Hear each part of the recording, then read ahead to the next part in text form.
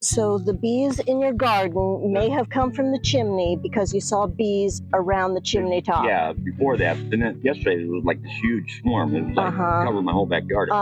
Yeah, isn't that exciting? Yeah, it scared me. I know it's scary at first if you don't know what it is. Yeah, and they were coming down the chimney and flying in our house. Oh, crud. Not happening now because they all took off out of there, I guess. Well, we're going to explore that situation. Okay. Can we see the chimney first? Sure.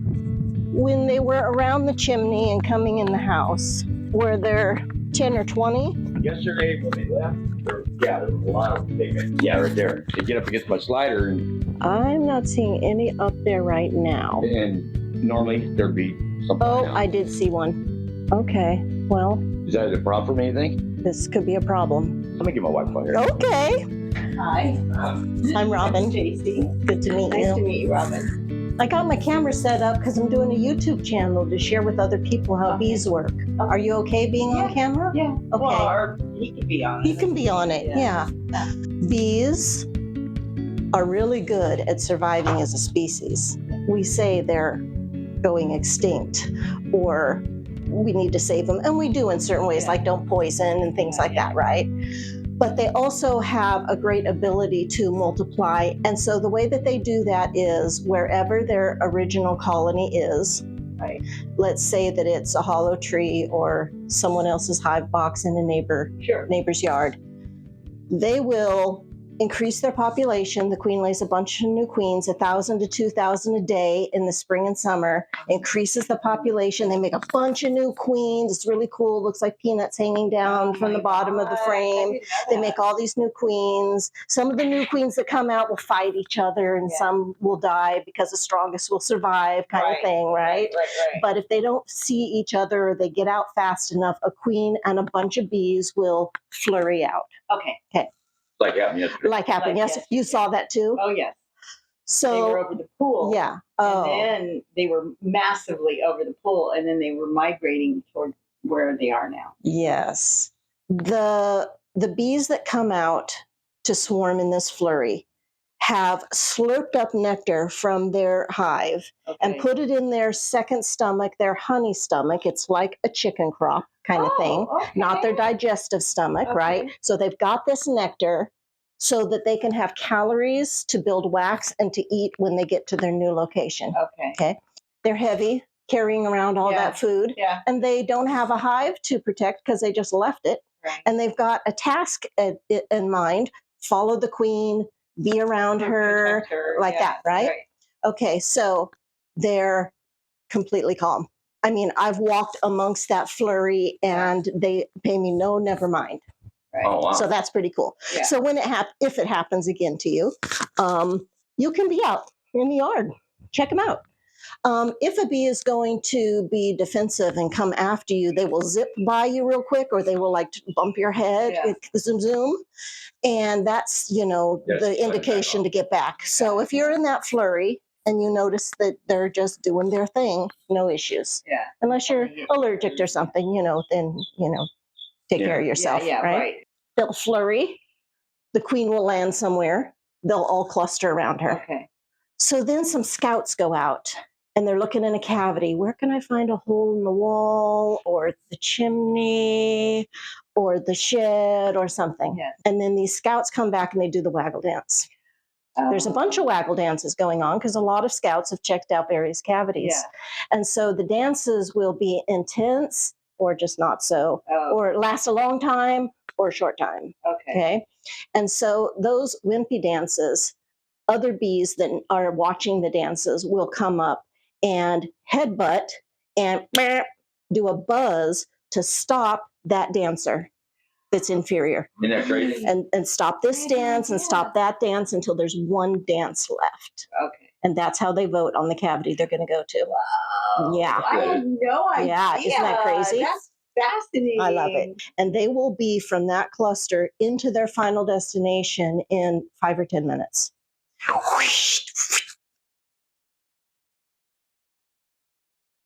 So like that. I mean, you can see them right here almost. So, right there.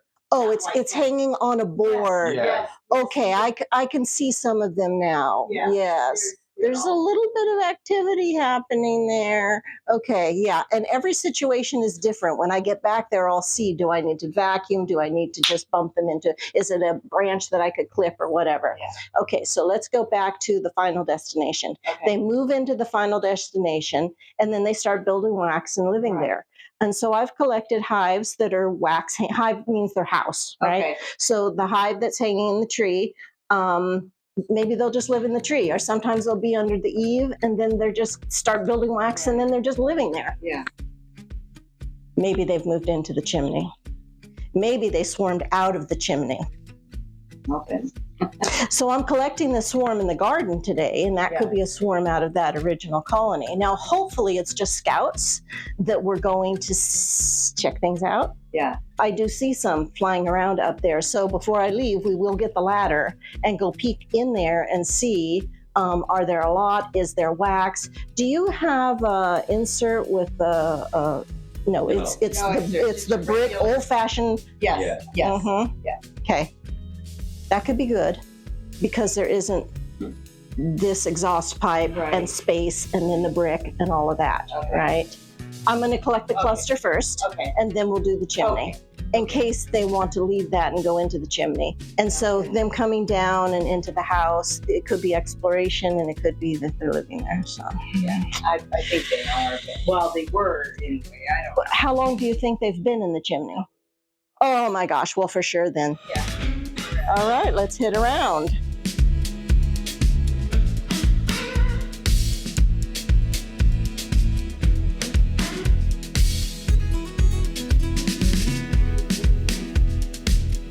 These bees are pretty active. They might be wanting to move on pretty quickly. Yeah, since they're kind of, and the leaves, I think I'll vacuum.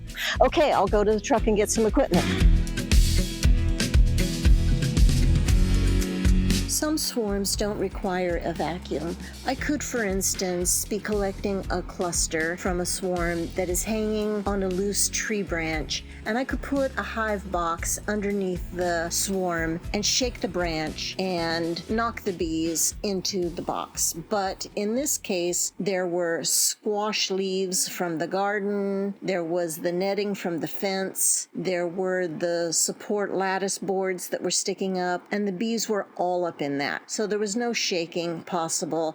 I like to vacuum. It's easier. I get more of the bees that are flying around. They come to the box and I'm able to collect them all. This is a custom-made bee box. There is a wood and wire box inside the vacuum box. The hose that's vacuuming the bees goes into the wire box. And so the bees will bounce into a cushion that I have at the back of the box and then begin collecting inside the wire box. For some reason, I wasn't getting enough suction. It's hard for me with my suit and my glove on to feel, so I feel with my mouth the suction. There wasn't a lot of suction, so I checked the adjustment valve on the back of the vacuum box and it was in the proper place. So that wasn't the problem. I was wondering if I had vacuumed up too many bees at one time and a glob of them got stuck in the hose. So I was listening to see if I could hear any bees that were stuck in there. And just in case, I was wiggling the hose that if a bunch of them had gotten stuck, I would have dislodged and they would have finished their travels into the vacuum box. But that wasn't the case either. So then I realized that the handle straps made out of webbing, when I closed the lid, I trapped the straps, and that tiny little bit of maybe not even 1/8 of an inch gap was causing a change in the suction from inside the box. And once I figured that out, game on.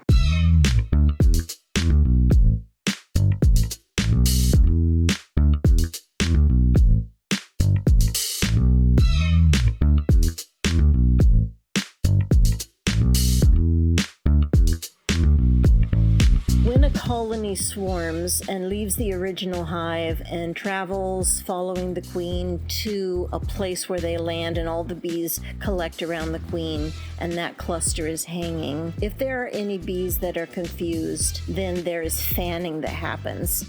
Fanning is where the bees that have noticed the smell of the queen in the bee box communicate through smell. Their exoskeleton is in sections, and at the tail end of them, which is called their abdomen, they will flex open the scent gland and then flap their wings and create airflow to spread the scent around, that they recognize where the queen is, and any flyers, any bees flying around that are confused or don't know where to go, that's communicating for them to come home where the queen is.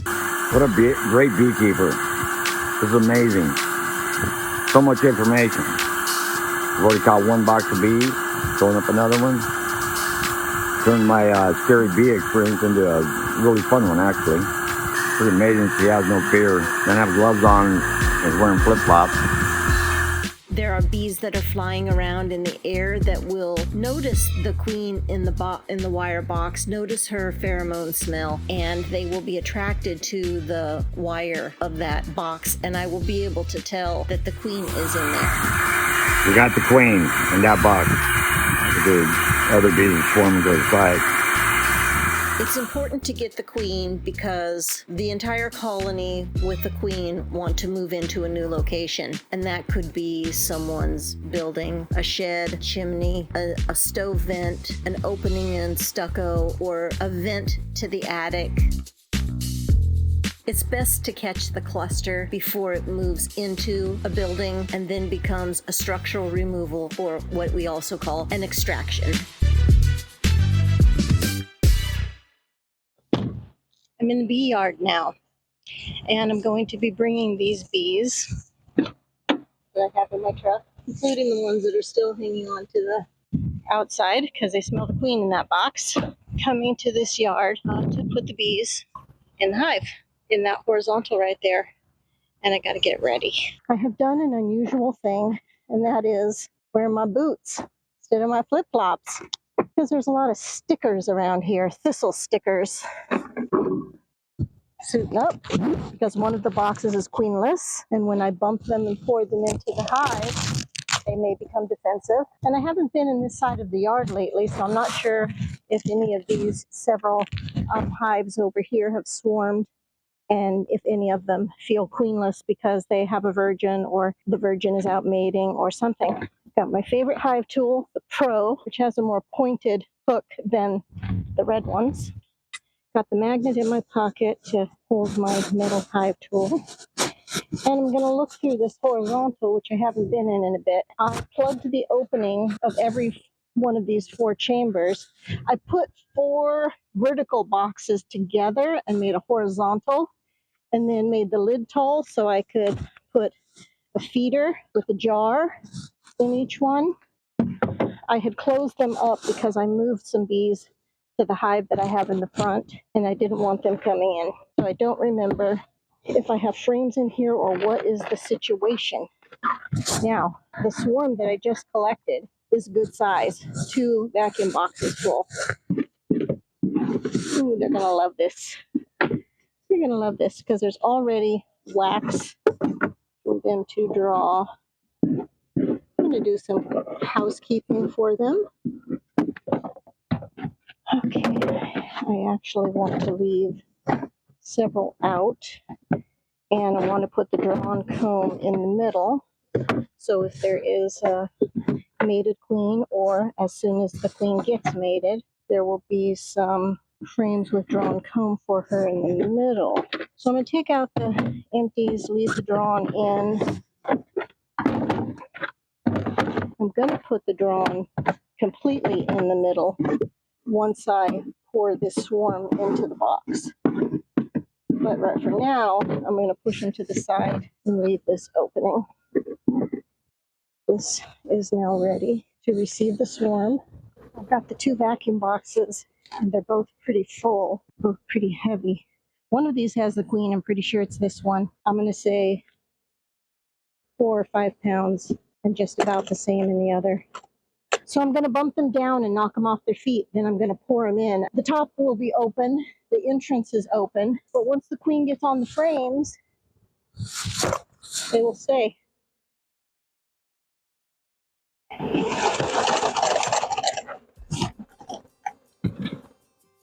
me show you. The bees are now crawling up the frame and up the wall. I'm just going to take a look in here and see if I can see the queen, just for giggles. There's fanning going on. Fanning happening. Second box. Interesting that a bunch of bees that took flight are now on the front of this one and fanning. So the queen is actually in this box. Otherwise, they'd be more interested in being in there. Okay, open the latch. Dump them off their feet. Box full of vacuum bees, all of them alive. Pour them in, shake and shake. See that? Hey, girls. There's my little cushion on the bottom of my vacuum box, so they have something to soft land in when I first start vacuuming. I used to put frames in the middle and kind of resting on top of them, and then as they move out of the way, the frame goes down. I don't like that. What I'm going to do instead is move those that I have from the side and scoot it toward the middle, because it's not on top of any. And then put the empty frames on the side here and just keep doing that so that it's pushing them to the side. It's not landing on top of them. And the rail that they're standing on doesn't have any bees on it when I move it away like this. And the bees will get out of the way when they feel pressure. So I go down slowly and they move out of the way. And if I touch them, they move out of the way. And I don't have to worry about smashing any of them. Take another frame from this section, which is my storage section right now. Notice how they're on top of the frames right now, and I put this duck canvas, which also has propolis on it, with previous bees put on there, which is resin from plants. It's an antiseptic, antibacterial, antiviral. This propolis, the resin from the plants and their saliva, make an amazing medicinal tool, and they use it also to close up air gaps. So I put the duck canvas on it, which touch those that are on the top, and then they move down in between the spaces. Oh, I got an empty jar here, so this is my feeder situation. This is called a Boardman feeder, which you could put on the front porch if you want, or if I was going to feed this colony, I would peel this back and put the feeder there. See how it's built to be the proper length of that, and then I leave the duck canvas up to that, and then the bees can come up this wire opening, drink the food, and right back down without getting into the lid. But I'm not feeding them right now, so I don't need that. Okay, so there you go, girls. I did not see one drone. It is June 12 or 13 and California. Sometimes there are drones in swarm, but not this time. Okay, they're all tucked in. Oh, I forgot to write on the lid. How to do that? Take my notes. I have a paint pen, and this area was empty. So I'm going to draw a squiggly line and cross out all those notes previously. When my notes fill up the whole thing, I'm going to paint it. And let's just call it 613 because I like the number 13, lucky 13. Okay, swarm ovary. And it's more than a few miles away, so I don't have to be concerned about them foraging, recognizing the foraging area and going back to their original location by mistake. Okay.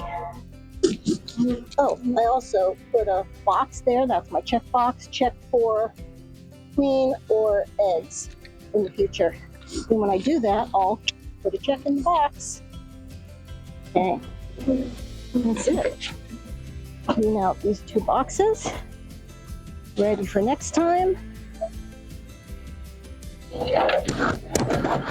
There are some bees kind of flying around. They're not bumping my head, but I'm not going to take my suit off until I get to the other end of the yard. I'm just going to wear it in my vehicle.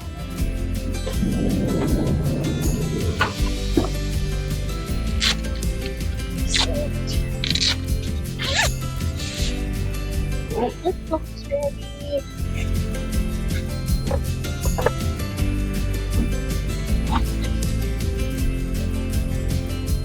Hold her up for next time.